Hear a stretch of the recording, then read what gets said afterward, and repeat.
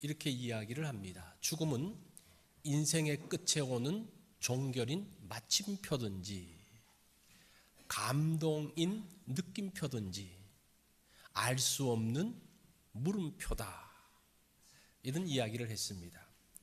당시 종교 지도자들은 예수를 십자가에 못 박음으로 인해서 죽이고 이제 그것으로 끝났다, 예수의 인생의 마침표를 딱 찍었습니다.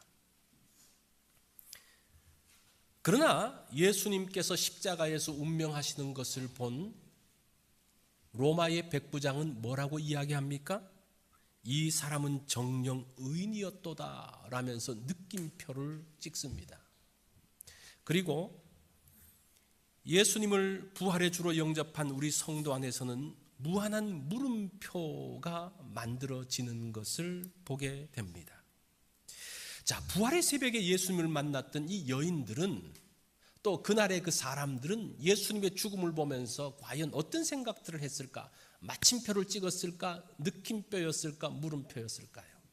아쉽게도 부활의 새벽에 예수님께 왔던 여인들은 예수님이 십자가의 죽으심으로 인해서 모든 것이 끝났다라는 마침표를 찍었습니다. 참 아쉬운 장면이죠. 누가복음을 포함한 모든 복음서를 보면요, 부활 새벽의 기록은 아무도 예수님의 부활을 믿지 않았다였어요. 여러분들이 오늘 본문을 읽으면서 어떤 것을 느꼈는지 모르겠어요. 왜 그럴까? 예수님을 그렇게 따르고 사랑했던 그 사람들이 예수님이 그렇게 부활하시겠다라고 말씀했음에도 불구하고 부활의 새벽에는 누구도 예수님이 부활할 것을 상상하지 않고 왔다는 거예요. 자, 우리가 함께 그 부활의 새벽에 한번 가보면 좋겠습니다. 1절에 보니까 안식 후 첫날 새벽에 이 여자들이 그 준비한 향품을 가지고 무덤에 갔다라고 이야기를 합니다. 예수님께서 금요일 날 돌아가시죠. 그리고 그 다음 토요일 날 안식일이 되어지고 그 다음 날 안식 후 첫날, 오늘로 말하면 주일날 새벽에 여인들이 예수님께 갑니다. 뭐 하러 갑니까? 부활하신 주님을 만나러 가는 게 아니라 예수님의 시신에 향품을 바르기 위해서 갔습니다. 사실 예수님께서 금요일 날 오후 3시에 돌아가시거든요. 그리고 6시가 되어지면 안식일이 시작되어집니다. 이 짧은 3시간 동안 예수님의 장례를 다 해야 되는 거예요. 그래서 십자가에 달린 예수의 시체를 받기 위해서 빌라도에게 가가지고 시신을 인도할 수 있는 허락을 받습니다. 그렇게 돌아가시니까 무덤이 없잖아요.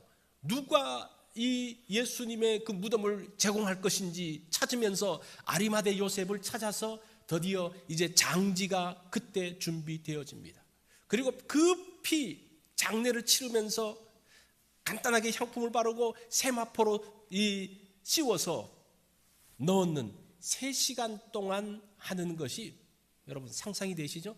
얼마나 급하게 넣겠어요. 그러다 보니까 미진한 장례를 온전하게 하기 위해서 이 여인들이 새벽에 찾아가는 거예요. 이 덜 발랐던 향품도 다시 바르고 그렇게 하기 위해서 무덤에 도착하니까 무덤 문이 열려 있었습니다. 이 우리나라나 미국의 그 무덤하고는 다르죠. 팔레스타인의 무덤은 동굴이라고 보면 돼요. 동굴 속에 그 시신들을 놓는 겁니다. 그리고 돌문으로 딱 닫아 놓는데 그날 아침에 가보니까 돌문이 열려져 있습니다. 그래서 무덤에 들어가 보니까 예수님의 시신이 없는 거예요. 그러면서 뭐라고 이야기합니까? 들어가니 주 예수의 시체가 보이지 아니하더라. 이로 인하여 근심할 때에, 그렇게 이야기해요. 이 근심한다는 말이 어떤 뜻인가 하니 당황하다, 그런 뜻이에요. 혼란에 빠지다. 예수님께 향품을 바르기 위해서 갔는데 시신이 없는 거예요. 그러면서 당황했다라고 이야기를 합니다. 이 여인들의 근심을 어떻게 해결하면 됩니까? 시신을 찾아서 향품을 바른 시신을 찾으면 근심이 없어지겠죠. 가끔 우리도 이런 방식으로 하나님의 일들을 할 때가 있어요. 내가 계획을 했습니다. 내가 무엇인가를 하려고 해요. 하나님을 위해서 무엇인가를 합니다. 그런데 내가 계획한 것을 하지 못할 때에 근심하기 시작을 하는 거예요. 그렇다면 그 시신을 다시 찾아놓으면 뭐가 근심이 없어집니까? 그럴지는 모르지만 그 가운데 있었던 그 슬픔, 그들의 마음 가운데 있었던 그 소망들은 회복될 수가 없었을 거예요. 이 여인들의 근심을 보면서 한번 우리들의 근심을 살펴보면 좋겠습니다. 진정한 해결책은 무엇입니까? 부활하신 예수님이 시신이 없어야 되는 거예요. 향품을 바를 시신이 없어야지 오히려 정상이에요. 그것이 하나님께서 우리에게 준비하신 것인데 우리는 우리가 계획했던 것만 바라보는 거예요. 그 너머 하나님께서 준비하신 것을 보지 못하는 이 사람들을 한번 보십시오. 그때 그 주변에 찬란한 옷을 입은 두 사람이 이야기합니다. 두 사람이 이르되 어찌하여 살아있는 자를 죽은 자 가운데서 찾느냐? 여기 계시지 않고 살아나셨느니라. 갈릴리에 계실 때에 너희에게 어떻게 말씀하셨는지를 기억하라. 이 찬란한 옷이라는 그 표현은 천사를 상징하는 그런 단어입니다. 그 천사가 말합니다. 여기에 계시지 않고 살아나셨다라고 이야기합니다. 그러면서 무슨 말씀을 하는 거 아니? 예수님께서 살아계실 때에 갈릴리에서 너희들에게 하셨던 말씀이 무엇인지 기억하라 하고 이야기를 합니다. 그러면서 이 여인들이 그 말씀을 들으면서 예수님이 부활하신 것을 알게 돼요. 그리고 그 부활하신 것을 알고 난 다음에 제자들이 있는 곳, 또 그 성도들이 있는 곳으로 달려가서 이야기합니다. 예수님께 가보니까 시신은 없고 예수님이 부활하셨다. 자, 그날 그 소식을 들은 제자들이 어떻게 반응합니까? 11절에 오면 사도들은 그들의 말이 허탄한 듯이 들려 믿지 아니하나. 이 허탄하다는 단어를 영어 성경은 난센스라는 이 단어로 쓰더라고요. 난센스야. 상식 밖의 이야기야, 그런 뜻이에요. 그게 말이 되냐? 여러분 좀 어떻게 느껴지십니까?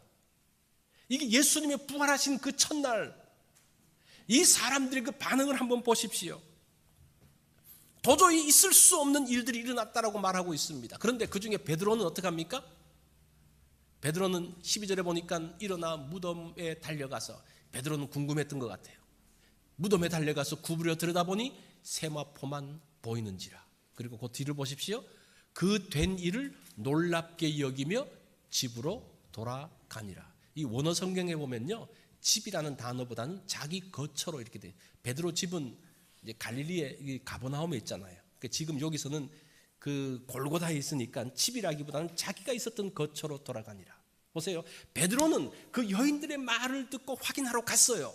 그래서 예수님의 시신을 보지 못했으면 빈 무덤을 봤습니다. 그러면 그것을 가지고 다시 제자들이 있는 곳으로 가서 예수님이 부활하셨다는 말을 해야 되는데 베드로 어떻게 합니까? 놀랍게 여기며 자기가 있는 곳으로 갔더라. 그러면서 무대에서 잠시 사라집니다. 이게 첫날 있었던 내용입니다.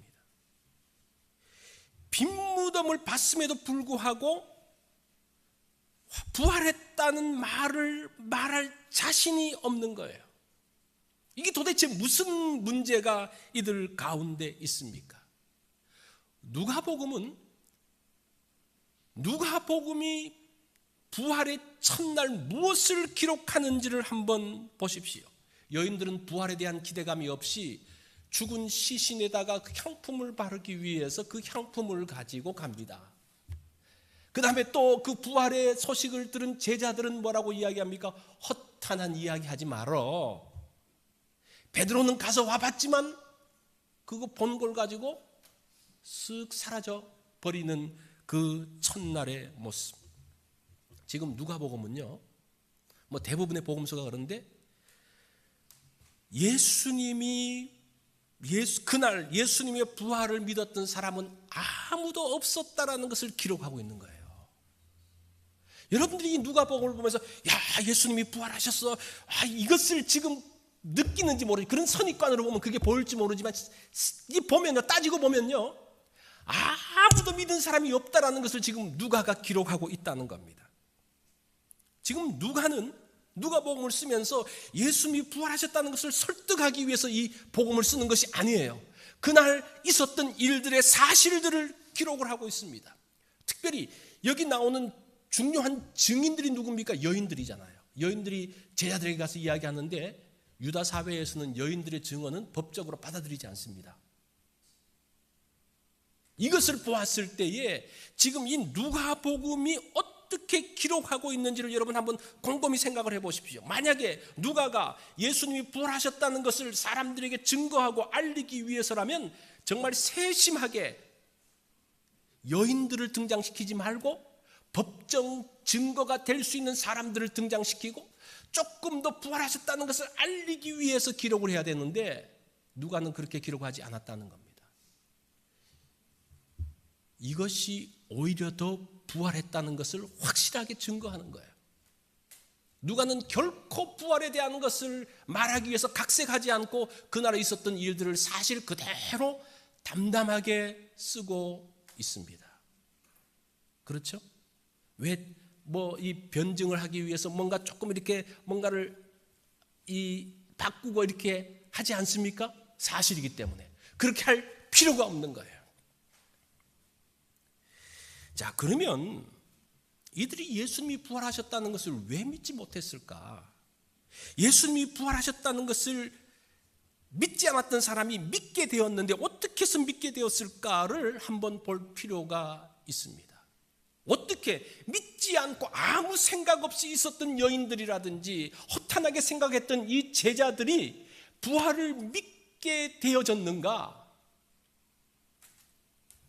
오늘 본문에서 특별한 점을 보면요, 예수님이 살아나신 것을 본 사람은 아무도 없어요. 24절에, 그죠? 빈무덤만 봤죠? 세마포만 봤죠? 아무것도 보지 못했습니다. 그런데 여인들이 예수님의 부활을 믿게 된 것이 무엇인가 하니 말씀을 통해서예요. 무슨 말씀입니까? 이 천사들이 갈릴리에 계실 때에, 예수님이 갈릴리에 계실 때에 너희에게 어떻게 말씀하셨는지를 기억하라. 그러면서 그 내용을 이야기해요. 이르시기를 인자가 죄인의 손에 넘겨져 십자가에 못 박히고 제3일에 다시 살아나야 하리라 하셨느니라 한데 그들이 예수의 말씀을 기억하고 믿었다는 거예요. 지금 이 여인들은 예수님이 부활하신 것을 보고 믿은 게 아니라 예수님이 부활하셨다는 그 말씀을 기억하면서 이제 믿게 되었다라고 이야기를 하고 있습니다. 대부분의 사람들이 어떻게 믿습니까? 보고 믿습니까? 듣고 믿어요? 보고 믿잖아요. 그죠? 나는 안 보면 못 믿겠어. 지금도 그런 사람들이 얼마나 많습니까? 보여줘, 내가 믿을게. 부활하신 예수님을 본 사람이 아무도 없어요. 그런데 본 사람이 있습니다. 그날 누굽니까? 엠마오로 가던 두 제자가 예수님을 봤어요. 예수님하고 옆에서 가면서 이야기를 했어요. 예수님하고 이야기하면서도 예수님을 보면서도 이 사람들이 봅니까? 못 봅니까? 봐요? 못 봐요? 못 봐요.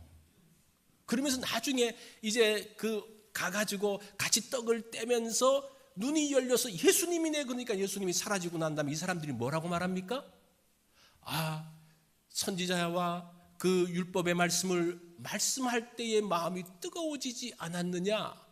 지금 뭘 통해서 알게 됐다는 겁니까? 말씀을 들으면서 마음이 뜨거워지고 성령님께서 눈을 여시면서 알게 되었다라고 이야기를 하고 있습니다. 보여달라 그러는데 보여줘도 못 봐요. 우리가 굉장히 착각하는 부분이 이런 부분입니다. 사람들은 보여주면 믿는다고 말하지만 봐도 알지 못합니다. 보더라도 자기 느끼는 대로 해석을 해요. 예수님이 십자가에 달리십니다. 사람들이 뭐라고 그래요? 지금 십자가에 달리신 게 뭡니까? 하나님의 구속 사역을 이루기 위해서 정말 거대한 하나님의 구속 사역이 지금 십자가에서 달리고 있는데 그것을 본 사람이 뭐라고 이야기합니까? 십자가에서 내려와. 그러면 내가 믿을게. 이게 보는 거예요. 아무 생각 없어요. 거기서 내려오면 하나님의 구속사역, 정말 창세로부터 시작되어진 그 하나님의 오랜 구원 계획들이 없어지는데 어떻게 하면 믿겠다는 겁니까? 내려오면 믿겠다는 거예요. 이것이 인간이 보면서 하는 말입니다. 사람이 보는 것과 듣는 것의 차이가 무엇인지 아십니까? 보는 것은 그냥 보는 거예요. 그냥 보고 내가 그냥 생각한 대로 느끼는 거예요. 그런데 듣는 것은 해석을 듣는 거예요. 여러분 이걸 기억하셔야 돼요. 듣는다는 것을 말할 때는 그것의 의미를 듣는 거예요. 예수님이 십자가에 달리신 것은 하나님의 놀라운 구속 계획이었다라는 것을 우리가 듣는 거예요. 사람들이 그것을 봐서는 그것을 알 수가 없어요. 그래서 듣는 것이 얼마나 중요한지 몰라요. 홍해의 그 사건 앞에서 보면서 사람들은 단순한 그것만 보았지 하나님께서 이것을 통해서 어떻게 말씀하신지 나중에 성경을 통해서 선지자들을 통해서 그것을 해석하면서 야 이게 그거였구나라는 것을 알게 되어지는 거예요. 그래서 우리가 듣는다는 것이 얼마나 중요한지 모릅니다.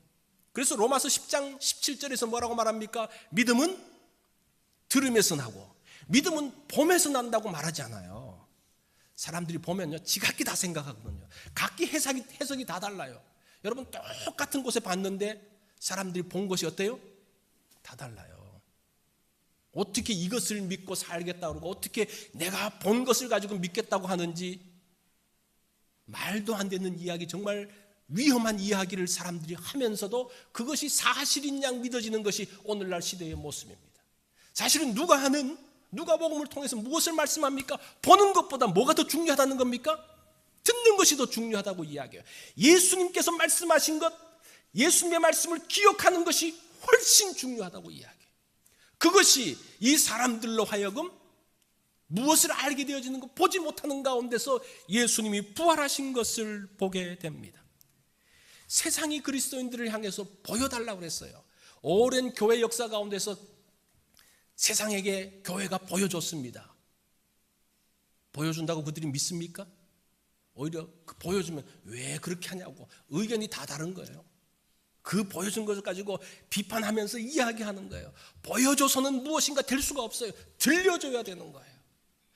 예수님께서 말씀하신, 예수님께서 해석하신 그 부분들 보세요. 믿음은 들음에서 나며 들음은 그리스도의 말씀으로 말미암아. 그리스도의 말씀이라는 게 뭡니까? 해석되어진 말씀이라는 거예요.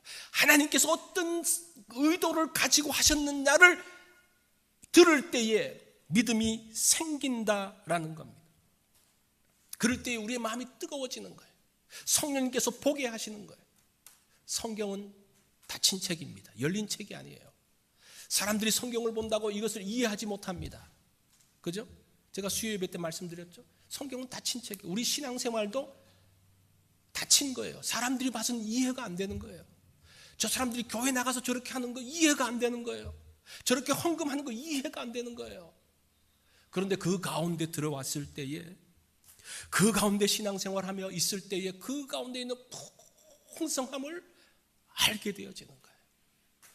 우리의 그 모든 신앙, 부활을 비롯한 그 모든 신앙들이 말씀을 들음에서부터 시작된다는 겁니다. 그러면서 예수님의 죽음과 부활하심은 물음표로 바뀌어지는 거예요. 예수님의 부활이 어떤 의미가 있나요? 부활신앙은 어떤 것인가요? 주님과 함께 한다는 것은 어떤 것인가요? 계속적으로 물으면서 주님을 따라가는 것이 부활신앙인 것을 보게 됩니다. 누가는 예수님이 부활하셨다는 것을 증명할 필요가 없었습니다. 그래서 그냥 사실 그대로 기록을 했습니다. 그러기에 그것 때문에 오히려 또 부활을 증거하는 것이 힘이 있고 확실했던 것을 보게 됩니다. 1874년 남북전쟁 당시에 그 미국은 정말 도탄에 빠졌습니다. 젊은이들이 전쟁에 나가서 피를 흘리며 죽었고, 그 전쟁터에는 전염병이 돌면서 사람들이 쓰러져 갔는데 제대로 묻을 수도 없어서 그냥 쓰레기 더미 버리듯이 버려지는, 정말 인간 대접받지 못하는 그 처참한 상황들을 보면서 모든 사람들이 좌절하고 있었습니다. 특별히 그 장면을 본 로우리 목사님은 정말 기가 막힌 상황 가운데서 하나님 앞에 엎드려서 기도합니다. 기도하면서 부활의 주님을 봅니다. 그러면서 죽음을 이기신 주님이 나의 주님이시면 죽음이 끝이 아니고 또 다른 삶이 있다는 사실을 확신을 갖게 되어집니다. 이 전쟁터가 정말 지옥 같지만 예수 그리스도의 부활이 이 가운데 적용되어지면 또 다른 세상이 있다는 것을 알게 됩니다. 그러면서 사람들에게 그러한 소망들을 이야기합니다. 여러분, 죽음이 끝이 아닙니다. 예수님은 부활하셨습니다. 지금도 살아계신 주님은 우리와 함께 계십니다. 그런 이야기를 하는 거예요. 그러면서 그 벅찬 감격 가운데서 만든 찬송이 160장, 오늘 우리가 부른 찬송이에요. 그러면서 원수를 다 이기고 무덤에서 살아나셨네. 어두움을 이기시고 나와서 성도와 함께 길이 다스리시네. 사셨네 사셨네 예수 다시 사셨네. 그 절망의 상황, 정말 지옥 같은 상황에서 찬송이 나오게 됐던 것을 보게 됩니다. 우리의 인생은 보는 것으로 우리의 인생이 끝나지 않습니다. 여러분, 보는 것 때문에 흔들리지 마세요. 우리 앞에 있는 그 문제들, 그것이 우리의 인생을 주관하는 것이 아니라 말씀이 우리를 새롭게 하는 것을 보게 됩니다. 여인들은 빈 무덤을 보면서 근심했어요. 그들이 보는 것 때문에 근심합니다. 그런데 말씀을 듣고 말씀을 기억하면서 부활을 확신하는 눈이 열렸던 것을 볼 수가 있습니다. 우리가 이번 부활 주일을 이제 보내면서 우리가 다시 한번 우리 다음 부활절까지 여러분 기억해야 될 말씀이 있습니다. 뭡니까? 우리 눈에 보는 것 때문에 미혹되지 마십시오. 근심하지 마십시오. 우리가 무엇을 따라가는 사람들입니까? 하나님의 말씀을 따라가는 사람들이에요. 그 말씀이 뭡니까? 해석되어진 말씀을 듣는 사람들이에요. 그 말씀 가운데 소망이 있고 그 말씀 가운데 부활을 향한 또 신앙을 향한 눈이 열리게 되는 것을 보게 됩니다. 우리 다 같이 기도하겠습니다. 오늘 우리가 이 말씀 들으면서 여러분